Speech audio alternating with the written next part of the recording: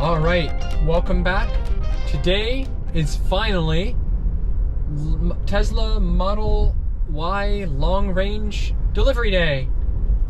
After a whole lot of challenges and getting pretty dicey, finally driving to Tesla of Springfield to pick it up, hopefully.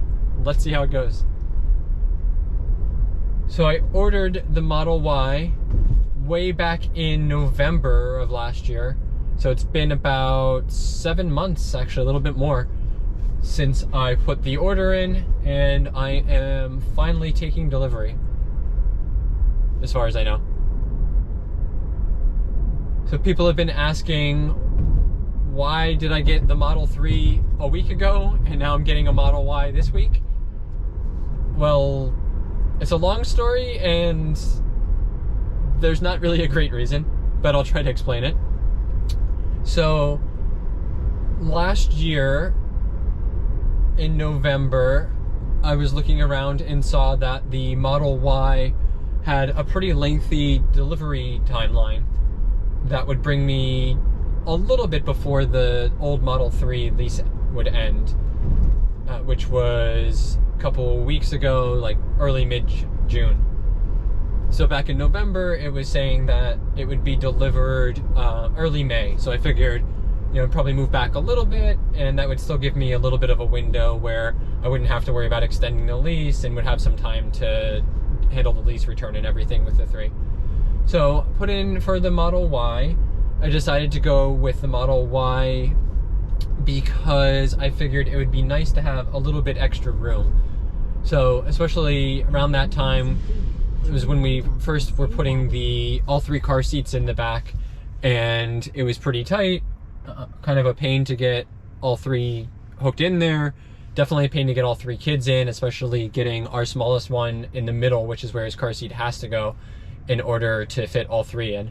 And then getting into where the seats buckle for the 2 booster seats on the outside with that seat in the Model 3 is a pretty intense gymnastic exercise. So with the Model 3 being a couple of inches wider in the back, and having more of a legitimate middle seat as opposed to the sort of half seat that's there in the 3, figured that would be much easier for our family. Plus the extra trunk space and having a little bit more room would mean that we could use that car more regularly during the week, on weekends for longer trips, maybe for some road trips also. So put that in and figured that, worst comes to worst, I could always change that to a Model 3 because the delivery times for those were only a couple of months instead of the 6+ months of the Y. So then back in, must have been February or March, it was about the time that the delivery window for Model 3 was starting to get to around the time that the old Model 3 lease would be up. And so I called Tesla then to find out about changing from the Model Y and making my order for a 3 instead. Oh, here comes a Mach-E. You don't see that many of them, but I get excited. Oh, I like that. That's the cool ice or something or other. Glacier ice? Glacier ice, that sounds right. Color, I think. I think that's the first time I've seen that color. So I called Tesla to change from the Y to the 3, figuring that they would just be able to do a simple change because that's how I understood it. But found out that because it is an entire model change, they wouldn't be able to just change the order, and I would basically have to cancel the Model Y order and put in a new order for Model 3, which meant another $250 deposit, which is non-refundable. It meant that I'd have to cancel the Y order and lose the $250 deposit. So I figured, it's all things considered, with how much I'd be saving on the 3 over the Y, wasn't a big deal to lose that, but I didn't need to do it at that second. So I put in the order for the 3 so that it would at least be available in time for when I need it, and figured I could always cancel the Y later. And so the reason that I changed my mind from the Y and went to the 3 was that we realized, we've got the other SUV, we're using that all the time anyway. It's got way more space than the Y does, and so it's just much more convenient for us as a family of 5 with the dog, getting around town, doing longer trips. Like next week, we're going down to the shore for a whole week, and we've got all of our beach stuff, which is 5 beach chairs. We've got a wagon that we use to carry stuff around. We've got 2 umbrellas, a fold-up tent, plus all of the house stuff that we need for a week, which is a pack-and-play crib, high chair, all of our clothes, and I don't even know what else, a million other things. All of that together really takes up pretty much the entire trunk in the Buick that we have, which is a 3-row car, and there's no way that it would fit in the Y. So we decided that it didn't really make sense to go for yet another SUV, and since I'm really mostly using this car myself for when I commute, and like our shorter kind of family trips on the weekends, that this 3 would be more than sufficient for us.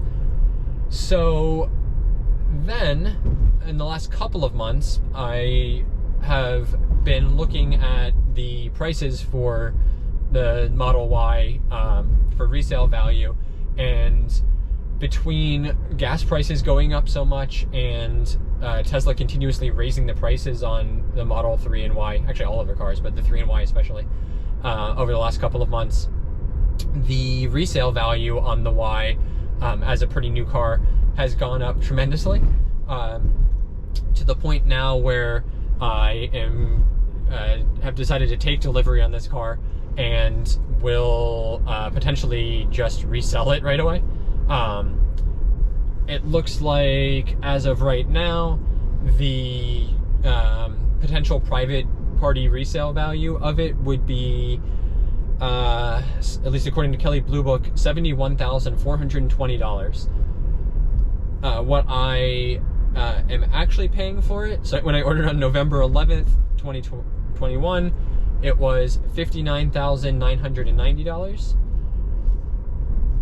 And all in with the taxes and fees and everything, my signing price, I guess, other Tesla, is going to be $61,578.85.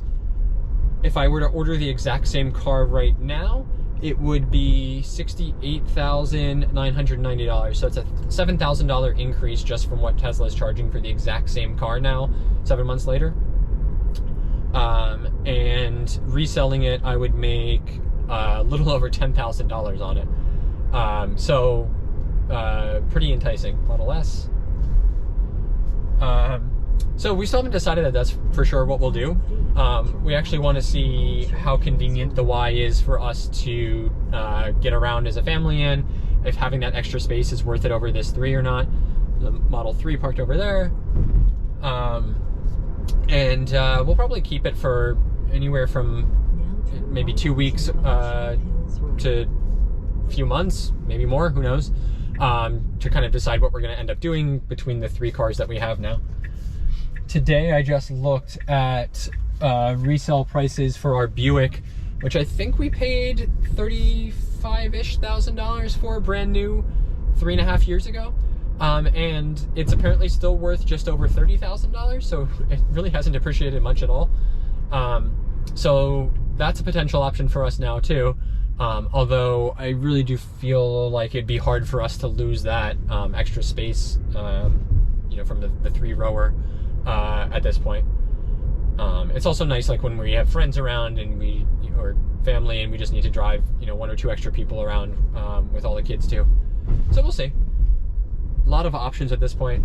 And then in the meantime, I don't think either one is going to materialize anytime soon, but what's more likely is I have a deposit down now for a pre-order on a 2023 Mustang Mach-E Premium all-wheel drive extended range in the bright grabber blue with Haldeman Ford, and essentially that just means that they've got me registered, and when the order banks for the dealers open in August for the 2023 model year, I'll be toward the top of that list, and they'll be able to put an immediate order in for me.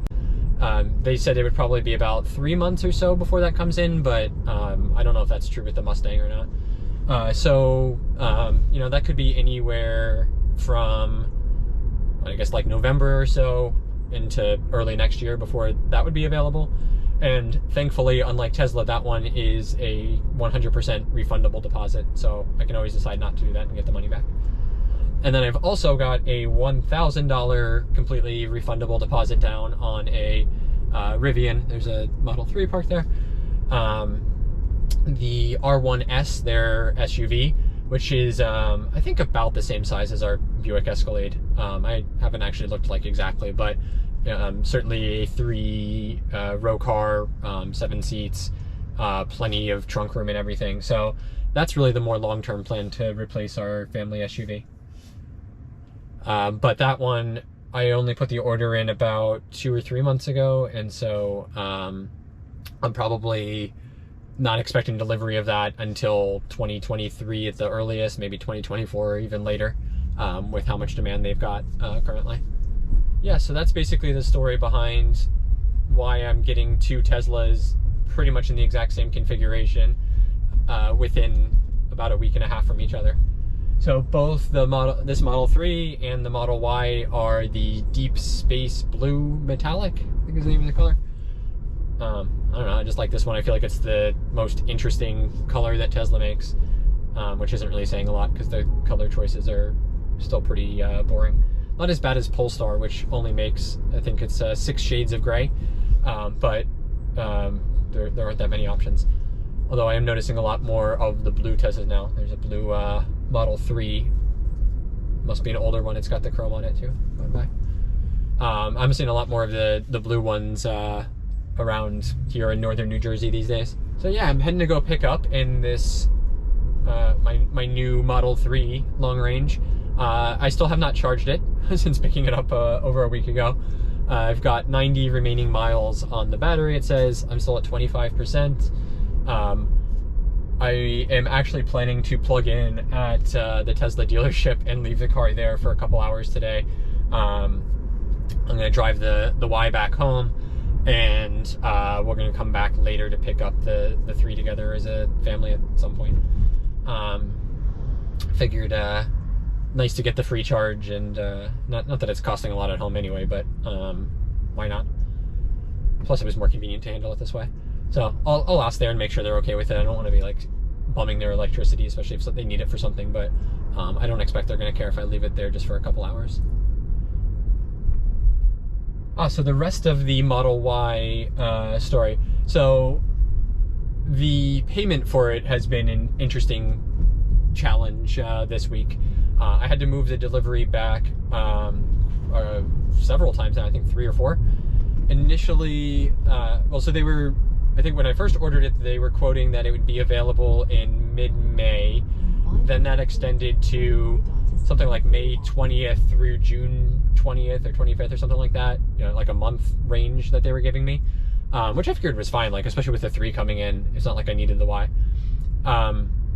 Then all of a sudden, right when the 3 became available, the next day I got the VIN assigned and a delivery window for the Y also, which I got confused about because I'd been communicating with them about the 3. So they were asking me about scheduling the appointment. I thought they were asking about the 3, so I gave them availability for when I could get that, and inadvertently scheduled the Y for the exact same time.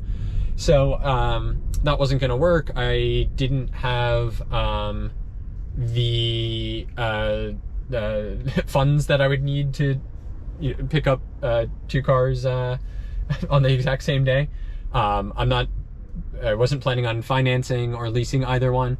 Oh, here's the Tesla, I guess where they do service for the Teslas. There's about, looks like 20 Teslas all here at the shop.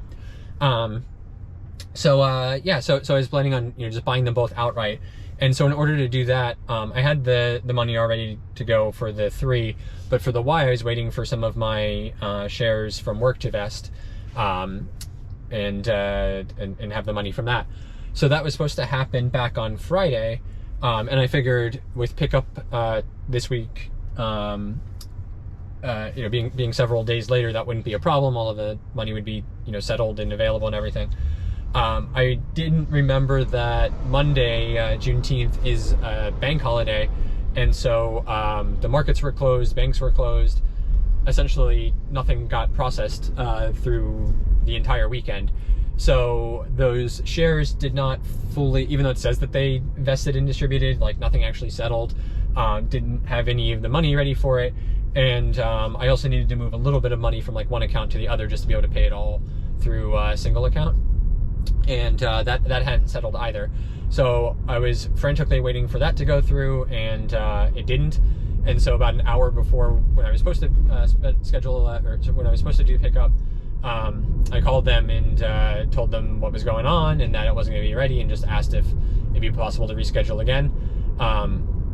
You know, they were actually super fine with that. I think I was probably freaking out more than they actually cared. Because I'm not 100% sure exactly when all of this stuff is going to settle anyway, it could be like an hour from now, or, you know, it still could be like another 3 days or something. I didn't want to just kind of keep waiting for it, especially we're going to be away next week, and I didn't want to, you know, be scrambling to try to do that right before we're leaving, or have to come back, or, you know, delay it even further.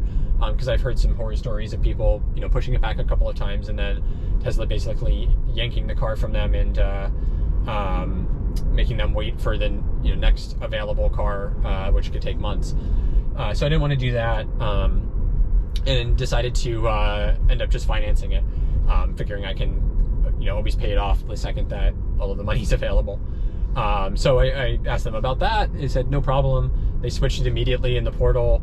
I did a super quick credit application, went through in about 10 minutes. And they even confirmed to me that I won't have to pay any interest if I pay it off immediately.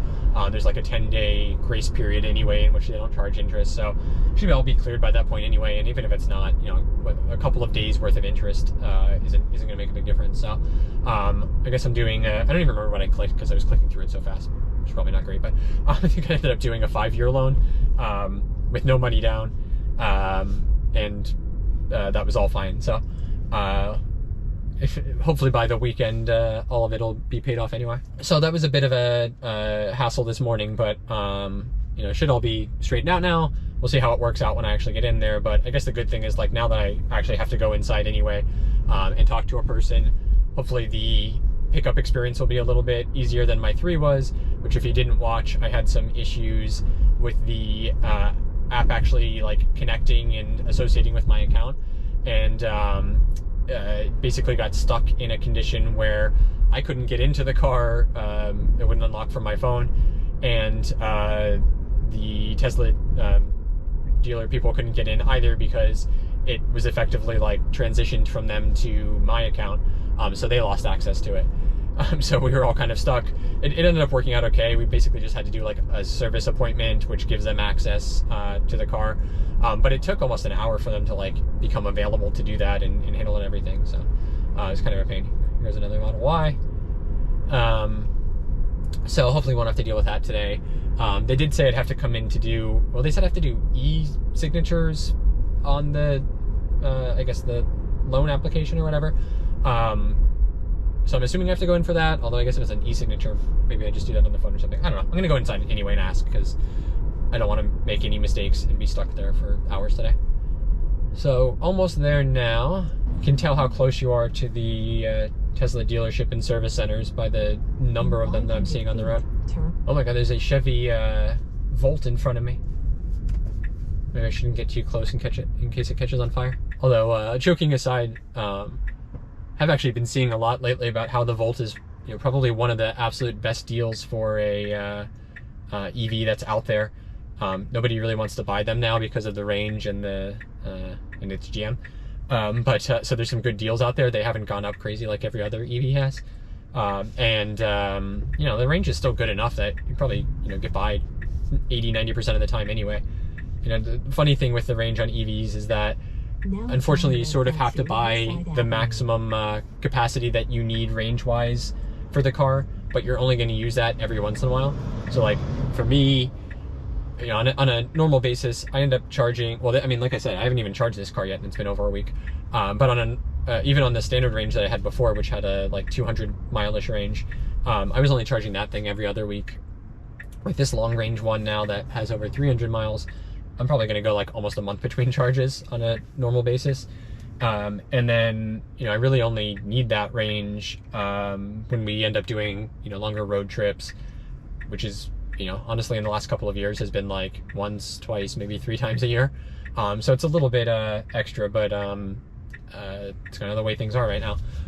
But for anyone considering an EV and thinking about, you know, what do you actually need range-wise, like really do think about it. You probably don't need anywhere as much as you actually think that you do. Most stuff is really close. I think I saw a stat that the vast majority of people drive less than like 40 miles a day, Model Y. So you really don't need to be going for like the 300 plus mile range EVs. Charging is really not that bad. And, you know, especially if you're only doing it every once in a while.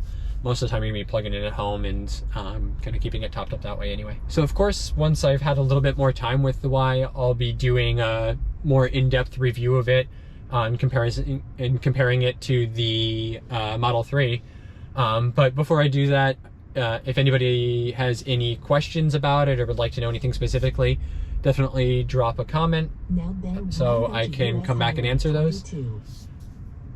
I'll definitely be comparing the size. It's probably the main concern for me. You know, how it feels driving. If there's any noticeable difference between the 3 and the Y, since it is a, you know, bigger and higher body.